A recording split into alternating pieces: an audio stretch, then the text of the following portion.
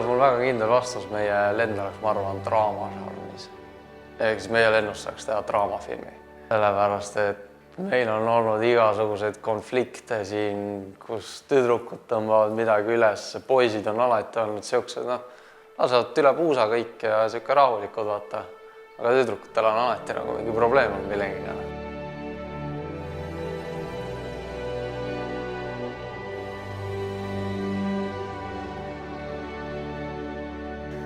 Et võib-olla alustame sellest raskemast poolest, et mulle jäi eelmisel aastal, jah, see oli ikka eelmine vist, eelmisel aastal väga hinge see meie erinev arusaam lõhna ja maitse, lõhna ja veibimaailmast. Et siis teine, mis jäi meelde, oli siis see kord, kui te klassis kirjutasite, arvutiklassis kirjutasite kirjandit ja pea pool klassi esitas kas plagiaadi või tehisaruga tehtud töö. Ja sellele järgnes siis selline pikk käsitsi kirjutatud arutelu selle kohta, miks nii teha ei tohi. Ma olengi teiega koos kasvanud ja õppinud, kuidas teie arenete, kuidas mina arenen koos teiega, kuidas te kasvate. 10. olite siuksed lapsed ikka veel, nüüd juba olete täiskasvanud ja niisugused toredad sõbrad. Aga mille poolest teie hästi positiivselt meelde jääte? Küll mitte alati, aga te käisite suhteliselt hästi koolis. Et te olite kohal. Tuleb üksi ka vahel. Kuidas sa kirjutad Oskar Vaid? No seda veel parandanud. Ma pean selgelt eristama oma meediaõpilasi ja oma eesti keele kirjanduse tundides käivaid õpilasi. 12 tõh on minu esimene gümnaasiumilend algusest peale, selles mõttes, et me alustasime 10. ja me läheme lõpuni välja eksamile koos. Ja nagu selle klassiga meeldejäävamaid hetki, no meil on ikka, mul on nagu raske niimoodi eksprompt välja tuua, aga meil on väga-väga ägedaid tunde koos olnud. Meil on ka loomulikult olnud selliseid tunde, kus ma mõtlen, et selle koha peal on piip siin minu vastuses, aga nagu meil on olnud ka nagu väga-väga ägedaid tunde. Kõige meeldejäävamad hetked selle 3 aasta jooksul on olnud kindlasti siuksed spordiüritused, spordipäevad, mingid muud koolijooksud. Ühesõnaga, kuna me oleme liikumisõpetaja klass, siis seal oleme kõige rohkem kohtunud. Kõige meeldejäämas hetk on 3 aasta jooksul kindlasti see 1. september, kui te alustasite 10. klassis. Ja minu jaoks on see eriti, sest ka mina alustasin esimest korda klassijuhatajana gümnaasiumis. Kui meil oli ettekanne, paberajalehtede ettekanne just tehnoloogiaklassiga 11. klassis, siis ma lasin 45 minutit härra Koklar rääkida ajalehest, mida ta tegelikult ilmselt ei olnud lugenud. Aga see oli nagu monoetendus meil. Neid positiivseid asju saaks märkida, et võrreldes 10. klassiga te olete hästi palju tolerantsemaks muutunud, suhtlete üksteisega, nalja saab klassis, mis minu meelest on tohutult vajalik asi. Ja selline ühtehoidvus ja sõbralik meeleolu, et mulle tundub, et kui te 10. klassis 11 vist ikka natuke kiusasite, siis nüüd tunnen, et vist ei ole enam selliseid pingeid.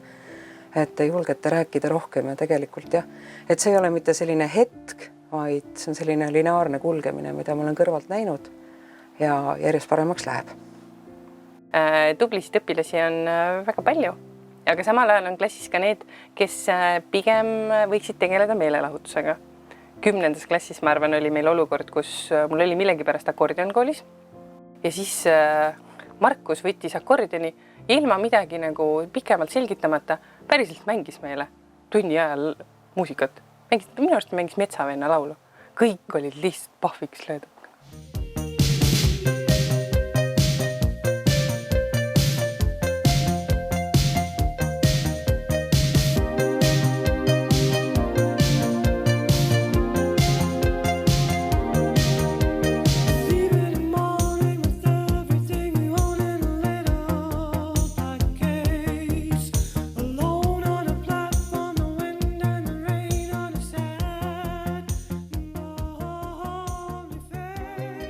klassi kohta ütleme seda, et kui ma, mis see on siis 2 aastat tagasi või, 10. tulite kooli ja õppima ja siis see meie esimene ekskursioon oli selline, et me käisime Türil. Ma ei tea, kas te mäletate, me käisime tegelikult terve lennuga ja siis see hetk, kui lollitamine bussis läks nii kaugele, et üks M-klassi neiu viskas tehnoloogiaklassi noormehele tampooniga pähe. See oli minu jaoks see hetk, kui sa küsisid enne, et mis hetkel ma olen õpilaste üle uhkust tundnud, siis see hetk oli see koht, mis on täielik vastand seal. Ma kirjeldaksin meie lendu sõnaga huvitav, sellepärast, et meie lennus on väga palju inimesi, kellel on erinevad iseloomujooned ja erinevad arvamused ja siis kõik loob kokku siukese mitmekesise nagu lennu. Teie lendu eristab teistest selle poolest, et te olete mu esimene lend, kellel ma klassijuhataja olen. Ja üldse gümnaasiumis esimene lend.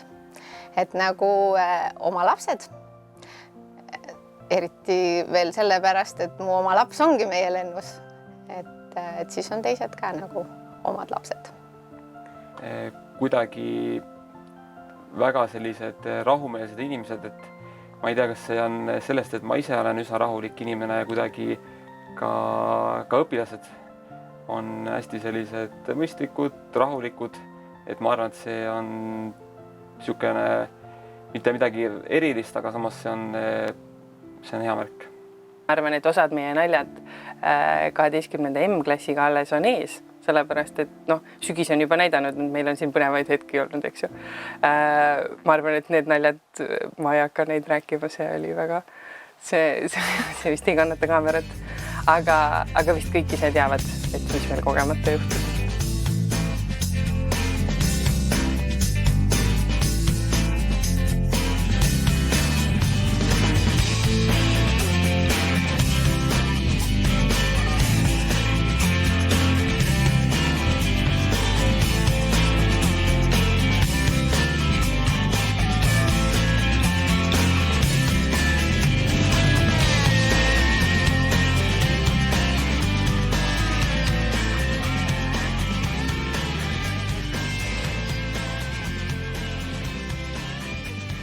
Aga kui nüüd 3 aastale tagasi vaadata, siis ma arvan, et võib-olla see hetk on alles tulemas.